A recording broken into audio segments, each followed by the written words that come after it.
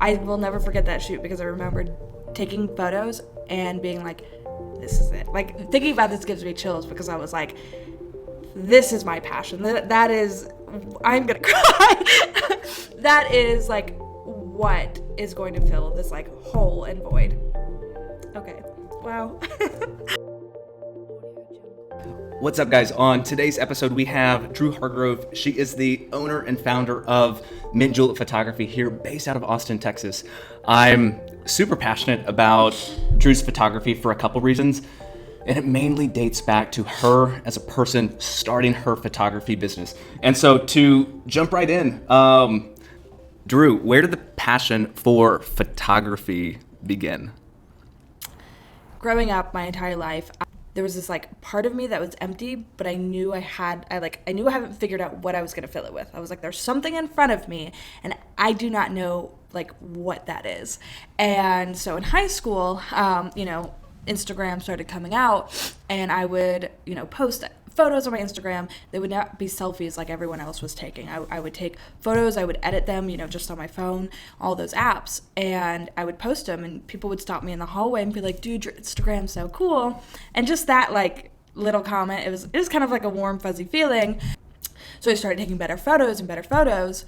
When I was like in New Orleans, I started like becoming more inspired, because I think New Orleans was the first place that I went that had a lot of history. It had like so much beauty, and I was actually with you. And I just wanted to take photos of everything. And so my name, Mint Julep, actually comes from New Orleans. I wanted my name to be something that I was inspired by. I bought my first camera, which was a Sony.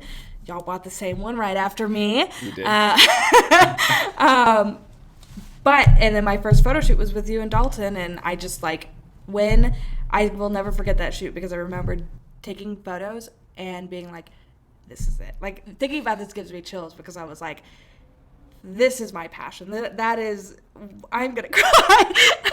That is like what is going to fill this like hole and void. Okay, wow.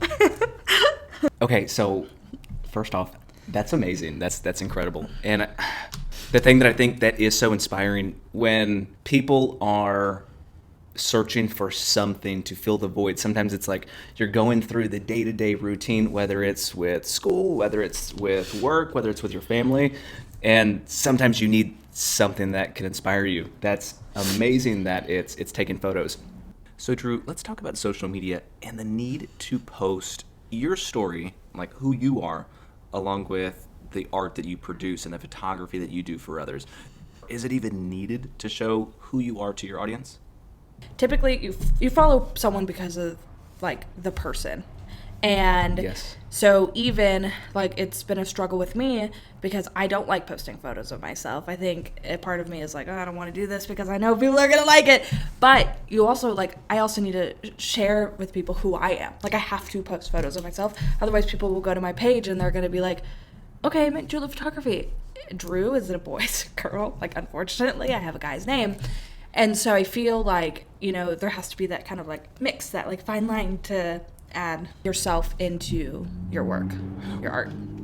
Well, because you said something about how it's really important to share your story, because people do follow pages because they want to know about that person, because they want to know about that story. And so whenever you're taking photographs of someone else, what's crazy is you're helping that person's story evolve and develop. Is there a certain eye that you have to have that says, hey, this is my subject, I'm going to try to take a photo for him to tell his story? Is it easy to have that eye and see the person and help match the perfect photo with them? I feel like you have to be a people person, if you will, just because, I feel like anyone could take a photo, but not everyone can like capture, which is what my saying is, it's capturing more than just a memory, it's capturing the person and capturing their personality, which I feel like I am able to do in most of my photos. And that's why I really like doing portraits. It's my favorite because of that. It's like, I feel like when I take a portrait, it's like, it's more than them just smiling and looking at the camera. It's them true selves, like down to the core, and Is that something that was natural, or did you develop it? Or, and I guess maybe for someone else who's interested in photography, let's say that you currently aren't the best at having that eye. Is that something that can be developed? It can be, for sure. I think when I first started, I think it's always a little awkward taking pictures of people because no one likes getting their photo taken. I've been doing this for 3 years now. Everyone's uncomfortable. Like, they're always nervous, But I think, like, capturing that little, like, nervousness or, like, funniness, like, it comes within time. And each shoot I do, like, I progressively get better. Like, and you can literally even see it in my work if you go back down to my Instagram. Like, each shoot I do, it's like you get better and better. But that goes with anything that is art or creative. Let's do an example real quick. We're gonna pick a couple photos at random to display in order. Here's some of Drew's earlier work. First photo of Dalton is so bad now. Well, no, but I think that we should do just Dalton, like just Dalton's evolution. All right, we're gonna do just Dalton's evolution.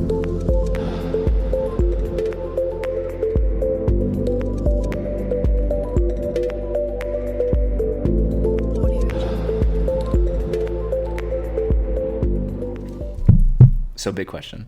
Oh, God. Do you find that equipment matters? Fuck yeah, it does. It does. I mean, to an extent. For example, I had someone come up to me and they were asking me, what I do. And I was like, oh, I do photography. And they're like, oh, I do too. And he's like, yeah, I just use my iPhone. And they do portrait sessions. They're not getting paid for it, I think it's always good to start off with like beginner equipment and everything because that really it's like your training wheels. I started off with the Sony a6000. I couldn't take it off of automatic because I literally could not understand how to use it. Yeah. From there, I went to Canon, and it's all about like practicing and learning and then getting the lenses that you need as well. Let's show an example real quick. I want you guys to think and guess which camera is what. So guys, right now, here's just a little bit of sample footage on the Sony a6000. So right now, this is a Sony a6000. It has the stock lens, which is I think 18 to 55, 18 to 50. Yeah. This camera right here is going to be the Canon EOS R, and the stock or the lens that we have on it right now is a 24 to 70. I think it's at a 2.8, and then the camera right now that is capturing Drew is the Canon Mark IV. Canon Mark IV. But I want to add, lighting is also a big thing. So what is it about lighting? I mean, if you were to teach someone who knows nothing about lighting, what are a couple quick, easy steps that someone could do to increase their photos and how they look dramatically? If you really want to start shooting, then I would say start going out around golden hour, which is going to be the sunset. Like right when the sun is setting and like right after, you're going to get a lot of photos with like the light going behind you. And if you have greenery, like the light coming through the trees, which is one of my favorite things. Let's talk, if you don't mind, about workflow. Have you learned a lot since you first got started about workflow and about systems or tech or whatever? Yes. So, again, everyone does so many things different. In the beginning, all I used to edit on actually was my iPhone. And then I went to straight iPad. I used VSCO, which is an editing app. Okay. I had a style down, and it worked for probably about the first year. After that, when you become so busy and you're like, okay, how am I supposed to upload all these photos, edit them, go through? It's just way too time consuming. And you mean that if you're doing a lot of photos? A lot of editing. If you're doing over. a few, yeah. Then I discovered something called Lightroom, which everyone had told me about previously. I was so nervous about using it for some reason because I guess I didn't want to fail at it and I didn't want to be frustrated with it because I actually have a really hard time with learning new things, and I'm all self-taught. I'm very self-taught, and I hate watching YouTube videos, which is ironic. I can't sit there. But when I started doing it, it's so easy. It all it does is take practice and sitting down and doing it. But it's amazing because you start off with your iPhone, and then you graduate to a little Sony, and then you're using your iPhone to edit, and then you're using your iPad. You master Lightroom, and then it's going to graduate to something else, I'm sure. Okay, so let's talk about the art of photography. Let's talk about comparing digital to film. In a world right now where we have access to take, honestly, really high quality photos, even with our phone, one thing that really came up in a lot of my photo classes was with digital, it's so easy to take a photo and it's so easy to throw that photo away. So you'll go out and you'll shoot 1,000 photos in a session or whatever that is. Do you find that helps the art form evolve because we can take so many photos, or do you feel like it takes away from the art form because for some people they may think that it's so easy just to go out and snap? So for me personally, I prefer being able to take multiple photos because it's like, to me, that's how I capture people's personalities, because they might not know I'm taking a photo, and I'm taking that photo very quickly of them, and I'm a happy clicker. And at the same time, there could be photos that I love of them and they don't love, and then there's a photo of they love of them that's not my favorite. So I think including all of that, and it also helps you and allows you to practice. Yes. Just because you can take a bunch of photos and then you go see and you say, oh, I like when they did this, I like when they did that. Okay, so for someone who wants to choose a photographer, whether it's for a wedding, whether it's for a portrait session, are there tips you would recommend for anybody listening or watching that needs to choose a photographer? They want to up their Instagram game and they need to get some better content? Yes. Find someone whose style you like. You don't want to go to a photographer just because you think they're like funny or cute, or, you know, you like their personality and you hate their editing, because you're not going to be happy with the photos overall. So find someone who's within your style. I have more of like a moody style. I can do more bright and airy, but that's kind of like, you need to request that, and we can kind of sit down and I can edit some photos and you can kind of tell me which edits you like. Yes. And I would also say, you know, not to say don't go with someone because their personality, definitely go with someone because of their personality too. You want someone who's going to make you feel comfortable, because getting your photo taken can be very uncomfortable and awkward. I am very shy behind, or like in front of the camera. If I'm in front of the camera, I hate having my photo taken, which is very ironic. But yeah, so just going with someone whose style you like and you feel confident like shooting with, because you want to be your best you while you're having your photo taken, because these are, I mean, you're paying for a service. You're going to have these photos for literally the rest of your life. How do you feel whenever someone asks to get their photo taken for free? Because sometimes it's like a world of collaboration. I think collaborations are great. I feel like it can help two different people evolve, but there's also a fine line with collaboration versus paying somebody kind of what they deserve. It depends. So I do have a couple of friends, you know, sometimes I'll offer that. If someone emails me or texts me or Instagrams me, which happens often, and they just, hey, can you take my photo? I need a couple photos taken. And I tell them my pricing and they say, haha, you want to do it for free? Unfortunately, no. You know, my goal is to be full-time photographer. I think a lot of people who are photographers feel this way. Not to say I don't ever do photos for free, because if I recently donated some photos to like a charity event.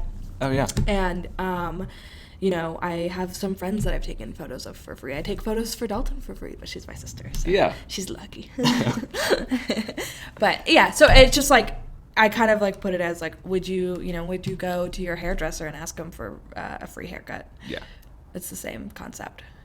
Okay, so because there are so many photographers that do shoot so many different ways, I mean, everyone's eye is always a little bit different. Yeah. Is there a certain style that pulls at you that you really love taking? Portraits are my favorite. I enjoy doing weddings just because it's like, I love weddings and I love capturing people's love, and it's so happy and everyone's having such a good time, and, you know, people are drinking, and it's a whole thing, which is really great. But at the end of the day, my favorite is portraits, just because it's like more of an intimate one-on-one time, and you really capture like someone's personality, memory, and, you know, I have returning clients as well, because they're like, you are the only person that has been able to capture like my good side, or like me smiling. I have one client who he said he's never smiled for a photo, and I was able to capture like a glimpse of smiling. So it just makes me happy. It's just more personable. It just makes me happy getting to know people. But the thing that I do like that you mentioned about being able to take multiple photos is, as you're clicking and as you're doing your thing, if you can in that time make them laugh and then rapid fire to capture that perfect smile, that is, it's always a good moment. If there's someone out there that's watching or listening that wants to find you online, they want to reach out to, where's the best place they could reach out to you at? You can follow me at Mint Julep Photography on Instagram, and then my website is mintjulepphoto.com, and you'll see all my pricing and photos, but Instagram is where I'm more up to date, so hopefully y'all follow me. Drew, this was great. See ya. See ya. Oh, God, it was in my head. Bye. Bye.